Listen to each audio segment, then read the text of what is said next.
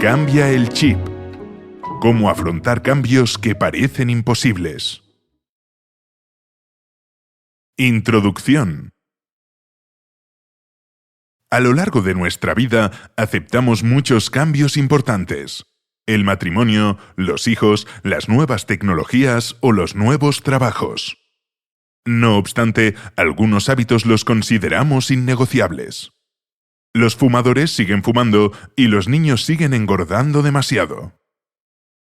Hay cambios fáciles y cambios difíciles. Esto es así porque el corazón y la mente están en conflicto. Por una parte está el lado emocional, nuestro lado instintivo, que siente dolor y placer. Por otra está el racional o reflexivo, que delibera, analiza y mira hacia el futuro. Uno quiere un cuerpo escultural y aprovechar el tiempo para aprender idiomas y el otro comerse una tarta y ver un rato la televisión. El racional se opone con firmeza a cualquier cambio de la rutina. El emocional ansía tener siempre nuevos retos. Nuestro lado emocional es un elefante y el racional su jinete.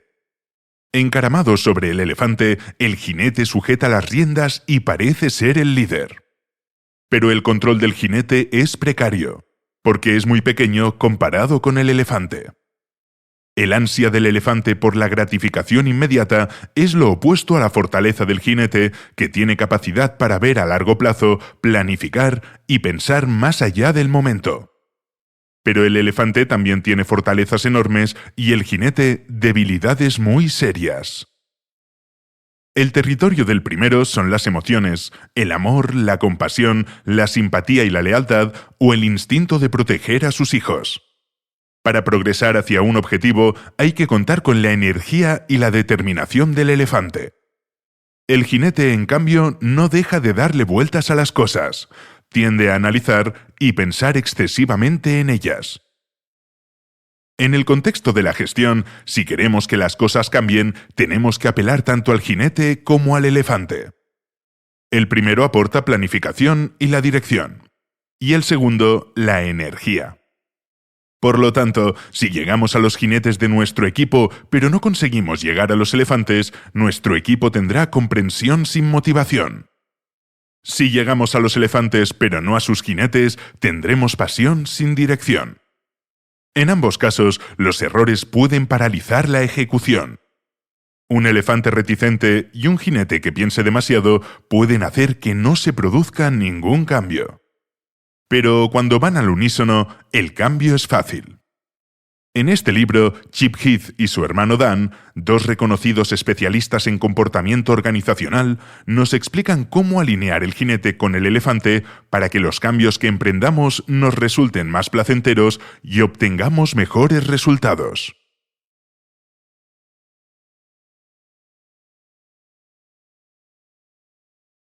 Dirigir al jinete. Describir los movimientos críticos. Nos sentimos más cómodos y tranquilos, con menos opciones, cuando nuestras rutinas nos hacen funcionar en modo de piloto automático. Pero en momentos de cambio, el piloto automático ya no sirve.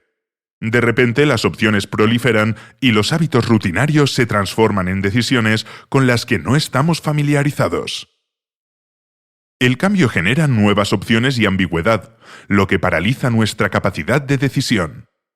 Elegir un donut entre 100 variedades de sabores es igual de difícil que no saber cuáles son las opciones disponibles. La ambigüedad es mala. Cualquier cambio exitoso requiere que traduzcamos los objetivos ambiguos en comportamientos concretos. Para lograr un cambio, tenemos que tener un guión.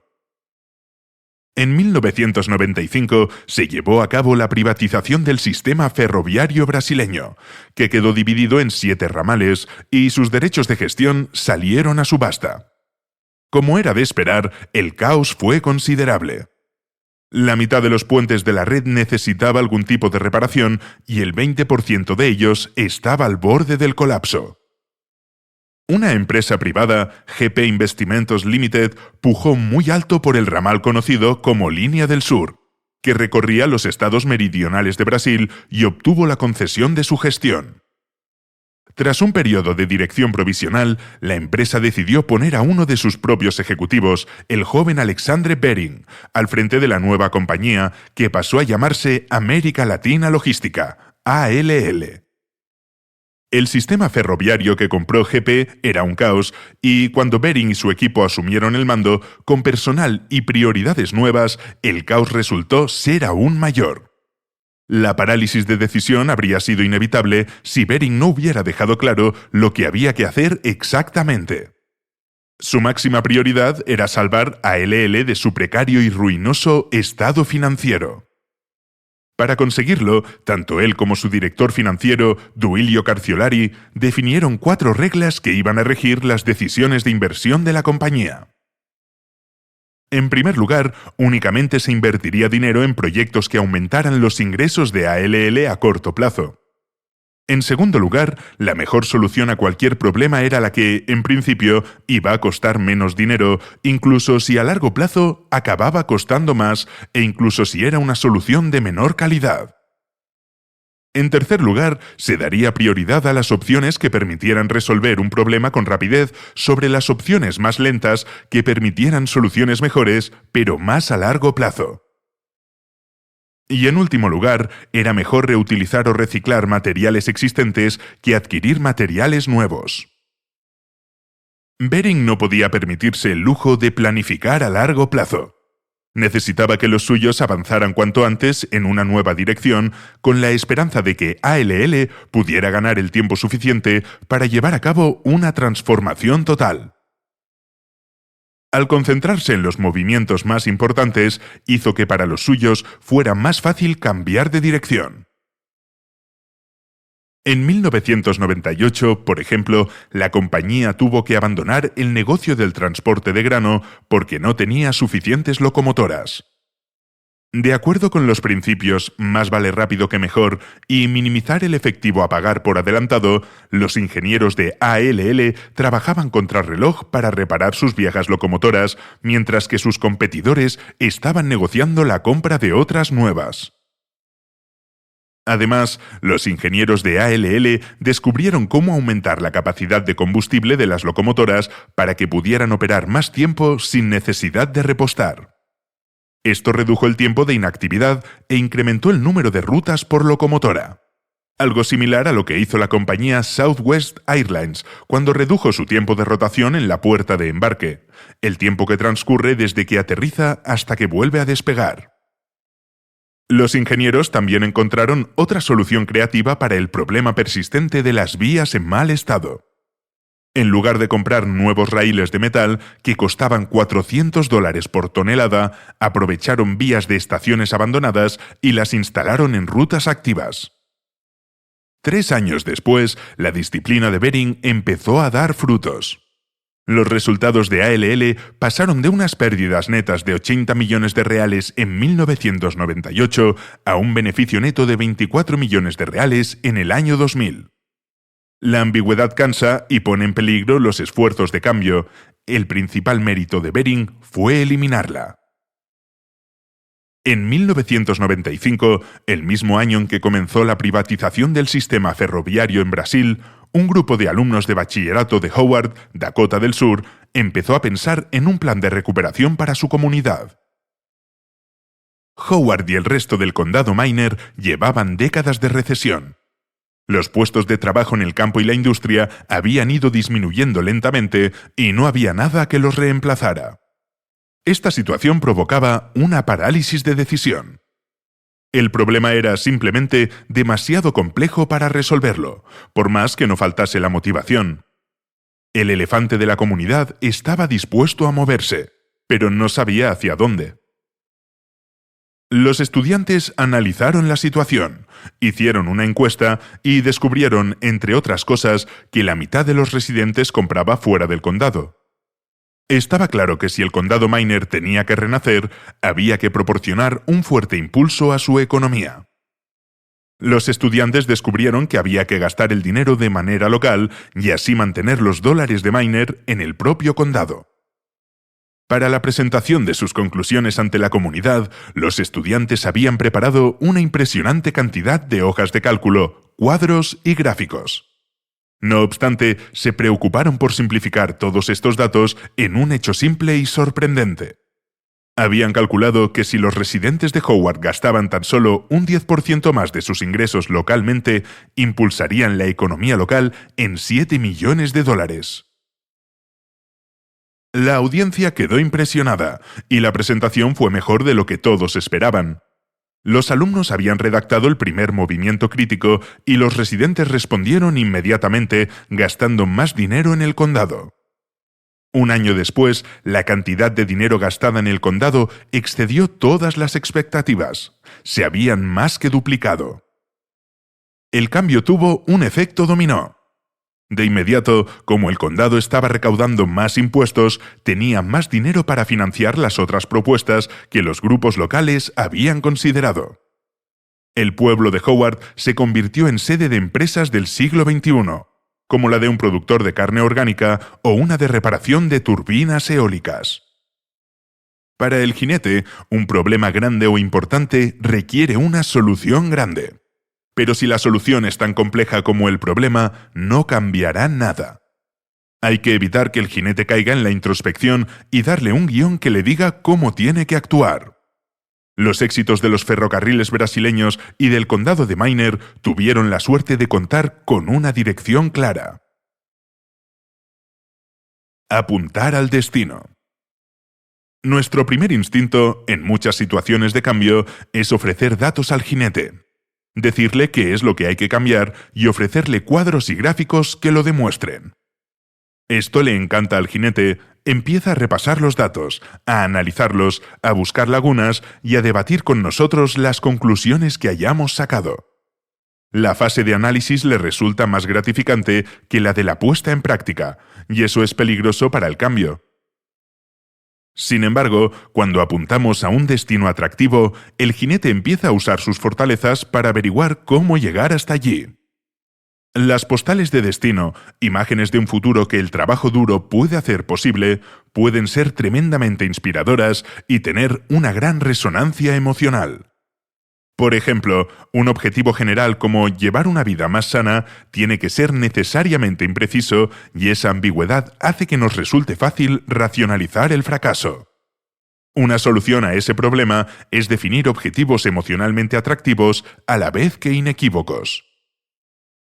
Para ver cómo funciona esto en la práctica, nos puede servir el caso de la compañía British Petroleum, BP. Hacia finales de los años 80, los grandes descubrimientos de yacimientos empezaron a decaer. A medida que el paisaje cambiaba, la estrategia de BP iba evolucionando.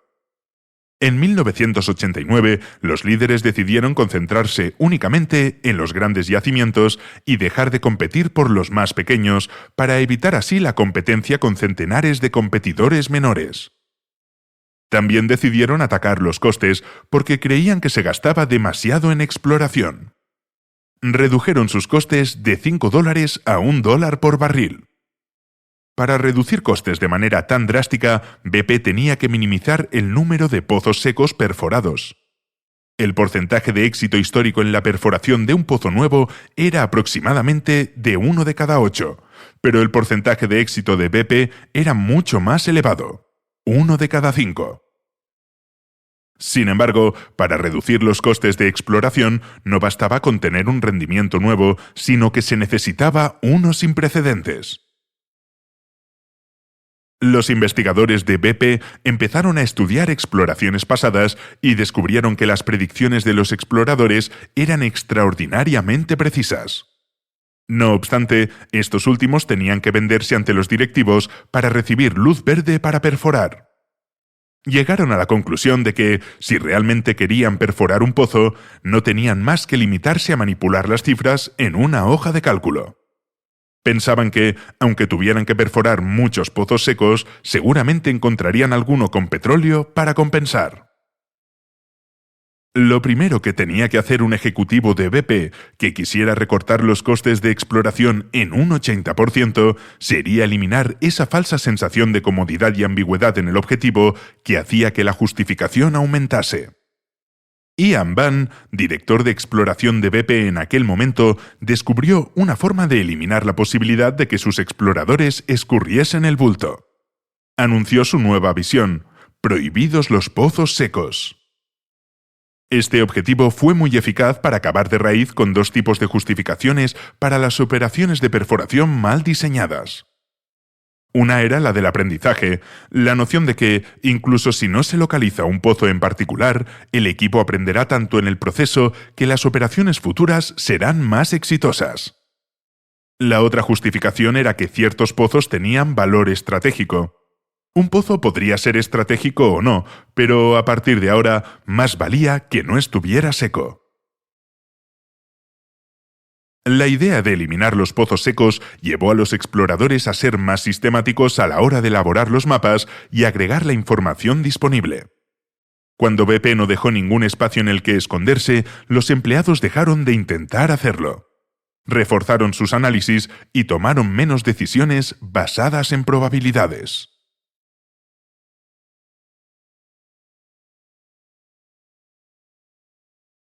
Motivar al elefante. Identificar el sentimiento. En muchas situaciones de cambio, los directivos se centran en la estrategia, la estructura, la cultura o los sistemas, lo cual los llevará a obviar lo más importante: cambiar el comportamiento. Este cambio se consigue básicamente apelando a los sentimientos. En esfuerzos de cambio que han tenido éxito, la gente encuentra la manera de ayudar a los demás a ver los problemas o soluciones no solo desde el punto de vista racional, sino también emocional. El cambio funciona porque los líderes saben hablar tanto al jinete como al elefante. Una opinión muy extendida es que el cambio se produce por este orden: primero analizamos, luego pensamos y después cambiamos. En un entorno normal, cuando los parámetros se conocen, las hipótesis son mínimas y el futuro no es incierto, este proceso funciona bastante bien. Pero en situaciones de grandes cambios, los parámetros no se conocen muy bien y el futuro es incierto. Debido a la incertidumbre que genera el cambio, el elefante es reacio a moverse y los argumentos analíticos son de poca ayuda. Por ejemplo, si una persona no está segura de casarse con su pareja, será difícil convencerla hablándole de las ventajas fiscales y de los impuestos que puede ahorrarse. En casi todos los esfuerzos de cambio exitosos, la secuencia de cambio no es analizar, pensar, cambiar, sino ver, sentir, cambiar. Hay que presentar pruebas que generen algún tipo de sentimiento. Puede tratarse de una visión molesta de un problema o una esperanzadora de la solución, o cualquier otra cosa que afecte emocionalmente. Para preparar las presentaciones para sus colegas de Target, Robin Waters, directora de diseño de la cadena, se basó en la filosofía ver, sentir, cambiar. Waters necesitaba que los responsables de compras se emocionaran con los colores vivos, que iba a ser la tendencia dominante para la nueva temporada. Pero estos se movían en función de los números, revisaban las ventas de los años anteriores y comprobaban que las mercancías con colores vivos no se habían vendido bien. Por eso Waters tuvo que ser muy creativa. Fue a la juguetería Fau Schwarz, en la que pueden encontrarse M&M's de todos los colores posibles, y compró unas bolsas enormes llenas de M&M's de colores brillantes para sus primeras reuniones. También llevó muestras del recientemente lanzado iMac de Apple, de color lima, fresa, verde y naranja, que causó una auténtica sensación. En las reuniones, Waters mostraba a un responsable de compras la foto de una colección de polos y decía: ¿ves? Tienen 3 de color neutro, uno amarillo claro y luego añaden el azul eléctrico para destacar. Después montaba una exposición para que los responsables de compras pudieran ver por sí mismos de qué manera destacaba el azul. Y al poco tiempo, ese polo de color azul eléctrico aparecía en la tienda Target como parte de la nueva colección. Waters pensó detenidamente en lo que veían sus colegas porque sabía cómo quería que se sintieran: dinamizados, esperanzados, creativos y competitivos. Entusiasmados de formar parte de la misma tendencia que Steve Jobs y Apple.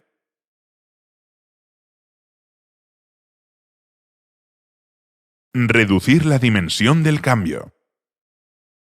Motiva más haber recorrido una parte de un camino largo que estar al inicio de uno más corto. La demostración de este hecho la podemos ver en el siguiente experimento que se realizó en un túnel de lavado de coches. Un túnel de lavado local lanzó una promoción en la que ofrecía tarjetas de fidelidad a sus clientes. Cada vez que un cliente compraba un lavado, le ponían un sello en su tarjeta y cuando la tarjeta estaba rellena con 8 sellos, conseguía un lavado gratis. Otros clientes del mismo túnel de lavado recibieron una tarjeta de fidelidad ligeramente diferente. Para conseguir un lavado gratis, tenían que reunir 10 sellos en lugar de 8, pero su punto de partida era mejor que el de los otros. Cuando recibían sus tarjetas, ya tenían 2 sellos estampados en ellas. La finalidad era la misma para los dos grupos de clientes: compra 8 lavados y tendrás una recompensa. Pero la psicología de cada propuesta era diferente. En un caso, los clientes ya tenían el 20% del camino recorrido y en el otro, partían de cero. Unos meses después, únicamente el 19% de los clientes que necesitaban 8 sellos había conseguido un lavado gratuito, frente al 34% del grupo que había empezado con ventaja. Una forma eficaz de motivar la acción es hacer que la gente se sienta como si estuviera más cerca de la línea de meta de lo que cree. Si nos enfrentamos a una tarea ardua y nuestro instinto es evitarla, lo más adecuado es fragmentarla o reducir las dimensiones de cambio. Se trata de hacer un cambio lo suficientemente pequeño para que pueda contribuir a conseguir una victoria. Cuando una persona limpia una habitación o salda una deuda pendiente, sus temores se disipan y empieza a avanzar rápidamente como una bola de nieve. Entonces, una manera de reducir el cambio es, por tanto, limitar la inversión requerida. Solo 5 minutos de limpieza, solo una deuda pequeña. Otra es conseguir pequeñas victorias o hitos que sean factibles. Los objetivos pequeños llevan a conseguir victorias pequeñas, y las victorias pequeñas suelen desencadenar una espiral de comportamientos positivos. Los grandes cambios proceden de una sucesión de pequeños cambios. No importa que estos últimos parezcan casi triviales, lo importante es conseguir que el elefante se mueva, aunque al principio sea lento. Por ello, es preferible que le digamos a nuestra pareja que pague la factura de la luz en vez de que cancele su tarjeta de crédito, o a un alcohólico que deje de beber durante las próximas 24 horas en vez de para siempre. El elefante no tiene ningún problema para conquistar esos pequeños hitos y cuando lo hace, con cada paso nuevo que da, se siente menos asustado y reacio porque las cosas están funcionando. El camino que empezó con pavor está evolucionando lentamente hacia un sentimiento de confianza y orgullo. Y al mismo tiempo que va disminuyendo la dimensión del cambio, el elefante va creciendo.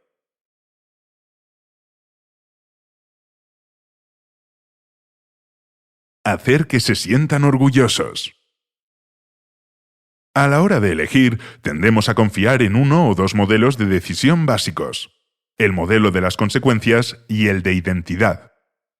El modelo de las consecuencias sostiene que cuando hemos de tomar una decisión, sopesamos los pros y los contras de nuestras opciones y tomamos la decisión que maximiza nuestra satisfacción. En el modelo de identidad, cuando hemos de tomar una decisión, nos hacemos 3 preguntas. ¿Quién soy? ¿De qué tipo de situación se trata? ¿Qué haría alguien como yo en esta situación? En este modelo, lo que está ausente es el cálculo de costes y beneficios.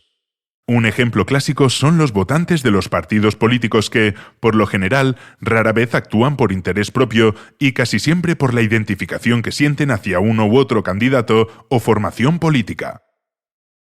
Las identidades son fundamentales en el proceso de toma de decisiones y cualquier cambio que viole la identidad de una persona está condenado al fracaso. Por lo tanto, la pregunta que debemos hacernos es la siguiente: ¿cómo podemos conseguir que el cambio sea una cuestión de identidad en lugar de una cuestión de consecuencias?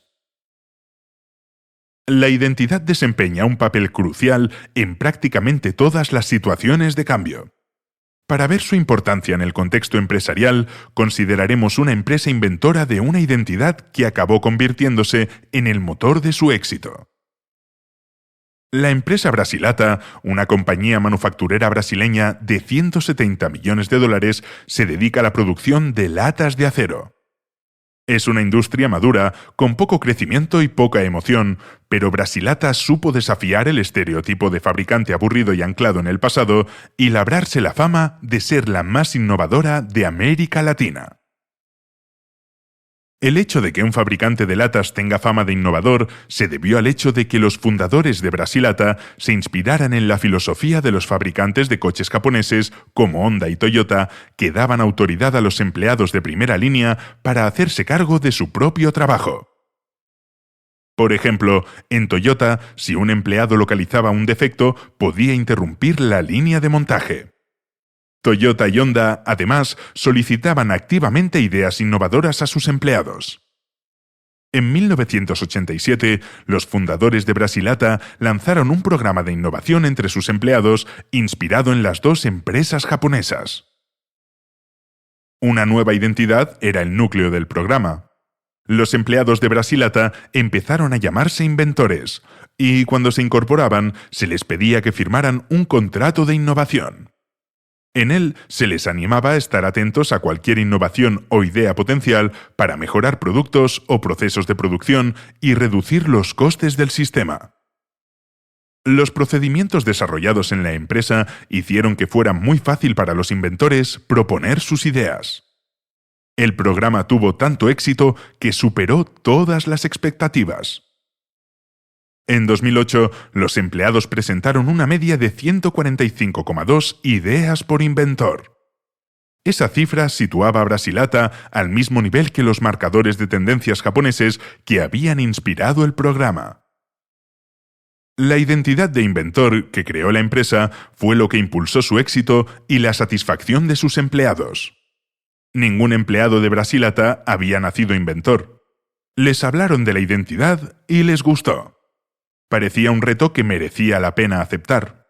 Ser inventor se había convertido para ellos en una fuente de orgullo y fortaleza.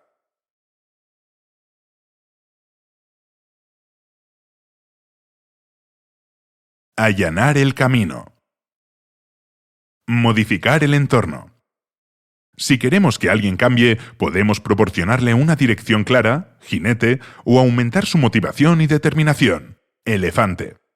Como alternativa, podemos simplemente facilitarle el viaje dándole un empujón, eliminando las fricciones en el camino o poniendo muchas señales para informarle de que se está acercando. En definitiva, allanarle el camino. Para ver de qué forma un camino allanado puede cambiar el comportamiento, hemos de tomar en consideración las veces en que se modifica nuestro entorno para modelar nuestro comportamiento. Los ingenieros de tráfico querían que condujéramos de forma predecible y metódica, por lo que pintaron líneas en las carreteras e instalaron semáforos y señales de tráfico. Los encargados de las tiendas de alimentación querían que pasáramos más tiempo en su tienda, así que colocaron los productos lácteos al final de todo. El banco estaba harto de que nos olvidáramos nuestra tarjeta en el cajero, por lo que diseñó un sistema para que la retirada del dinero fuese obligatoriamente precedida por la retirada de la tarjeta. Modificar el entorno es hacer el comportamiento adecuado un poco más fácil y el comportamiento inadecuado un poco más difícil. Para verlo mejor, pensemos en el sistema de pedidos de Amazon con un solo clic. Con una décima parte del esfuerzo que supondría hacer una llamada telefónica, podemos comprar un libro o un DVD. Los diseñadores de la página web de Amazon simplemente han hecho que el comportamiento deseado, que la gente gaste dinero en su sitio, sea un poco más fácil y con ello han generado millones de dólares en ingresos adicionales. Las oportunidades en este sentido son infinitas. Hace unos años, una empresa de consultoría tenía el problema de que sus empleados no presentaban sus hojas de horas de trabajo a tiempo. Esto ralentizaba el proceso de facturación de la empresa, que facturaba a sus clientes en función de las horas trabajadas de sus empleados. Tradicionalmente, los consultores presentaban sus hojas de trabajo en un papel y lo hacían bastante bien. Luego la empresa introdujo una herramienta para hacerlo online, pero la inmensa mayoría continuó haciéndolo en papel. Frustrados, los ejecutivos trataron de hacer uso del poder que les otorgaba su cargo y anunciaron la obligatoriedad de la nueva herramienta. Esto únicamente funcionó con la mitad de los empleados. El resto simplemente lo ignoró. Ante este reto, los ejecutivos intensificaron el ataque. Advirtieron de que nadie cobraría la nómina a menos que utilizara la herramienta. Pero esta medida era claramente absurda y difícil de llevar a la práctica. Fue entonces cuando los directivos recurrieron a un consultor externo para que descubriera la raíz del problema e intentara poner remedio a la situación. Cuando el consultor hizo una encuesta a los empleados que presentaban sus hojas de horas trabajadas en papel, descubrió que el problema era, irónicamente, el tutorial de la herramienta online que se había introducido con la intención de ayudar a cumplimentar la hoja. El tutorial era algo parecido al molesto tipo en forma de clip sujetapapeles de Microsoft Office que aparentemente servía para ayudarnos a escribir una carta. Cuando los ejecutivos quitaron el tutorial, ofreciendo así la posibilidad de pasar directamente al formulario, las tasas de aceptación aumentaron inmediatamente y, al cabo de unas semanas, todo el mundo estaba utilizando la herramienta. En la universidad nos enseñaron a concentrarnos en los incentivos. Nuestros padres nos decían, haz esto o no te daré la paga. Pero disponemos, en este sentido, de más herramientas de las que creemos. Si cambiamos el camino, cambiaremos el comportamiento.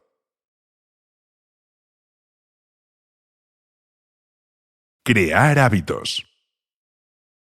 El entorno puede reforzar o debilitar nuestros hábitos.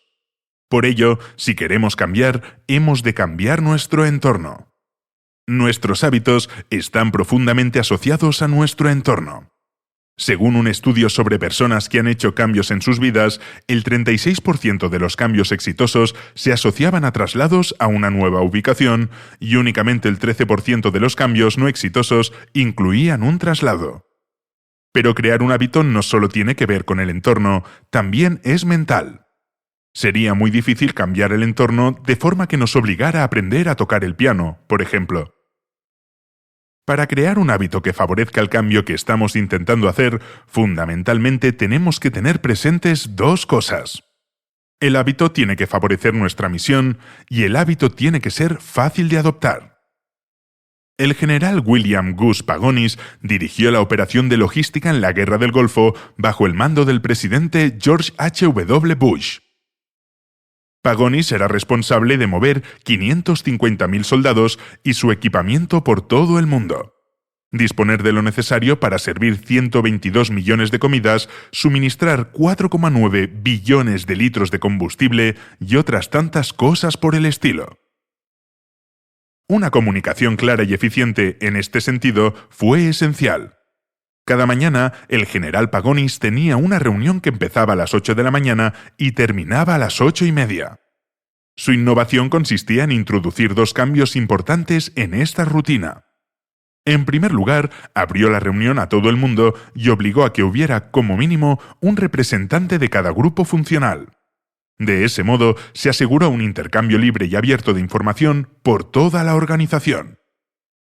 En segundo lugar, obligó a todos los presentes a permanecer de pie durante toda la reunión, pues descubrió que las cosas fluían mucho más deprisa. Cada uno decía todo lo que tenía que decir y luego, inmediatamente, pasaba el testigo al siguiente.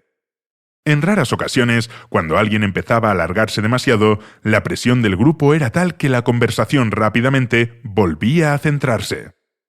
Una reunión de pie no garantizaba visión, claridad y eficiencia en la ubicación de 500.000 de tropas, pero los favorecía y era gratis.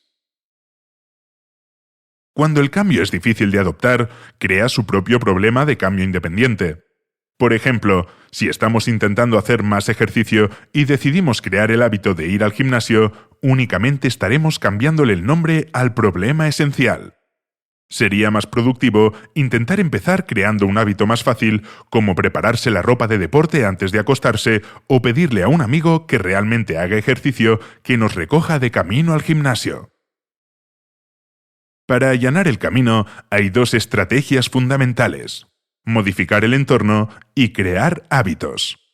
Una herramienta que combina perfectamente estos dos enfoques es la humilde lista de tareas. Utilizar una lista de tareas nos puede parecer mundano, rutinario o burocrático, pero es un instrumento que puede cambiarlo todo, incluso salvar vidas. Los pacientes de la UCI suelen llevar vías intravenosas a través de las cuales reciben la medicación que necesitan. Si estas vías se infectan, pueden surgir complicaciones importantes. Frustrado por estas infecciones de las vías, el Dr. Peter Pronovost del Johns Hopkins University elaboró una lista de tareas para enfermeras que contenía indicaciones muy claras.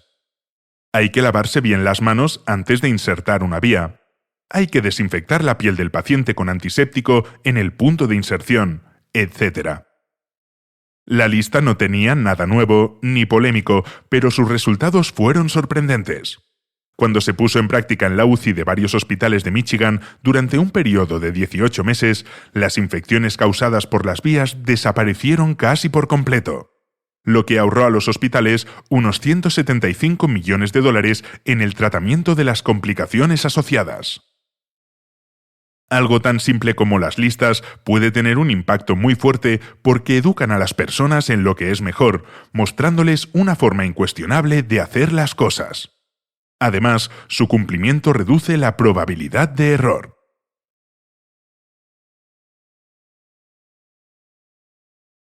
Aprovechar la fuerza del grupo. La presión del grupo es muy importante. Hacemos las cosas porque vemos que los demás las hacen. El comportamiento es contagioso.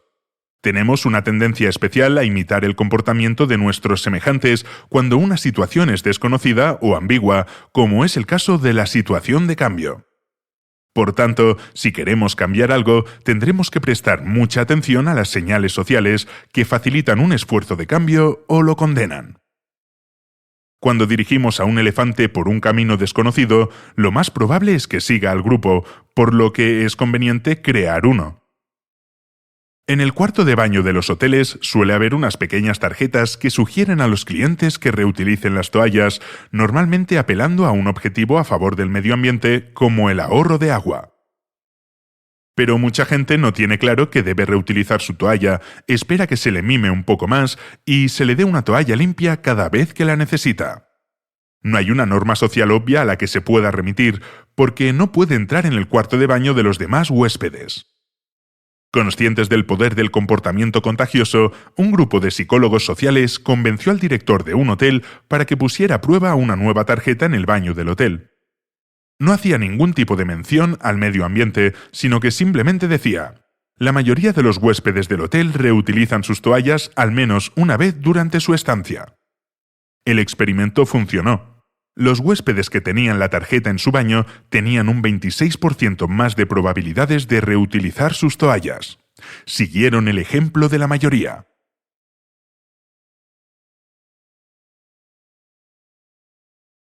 Conclusión. Los grandes cambios pueden empezar con pasos muy pequeños. Los pequeños cambios tienden a ir sumándose. Esto no significa que el cambio sea fácil, pero tampoco siempre es difícil. En ciertos sentidos, el cambio está en todas partes. En otros, es poco probable. Sin embargo, una cosa es cierta. Por lo general, cuando el cambio funciona, suele seguir un determinado patrón. Cuando una persona cambia, tiene una dirección clara, mucha motivación y un entorno propicio. En otras palabras, cuando el cambio funciona, es porque el jinete, el elefante y el camino están alineados en su apoyo.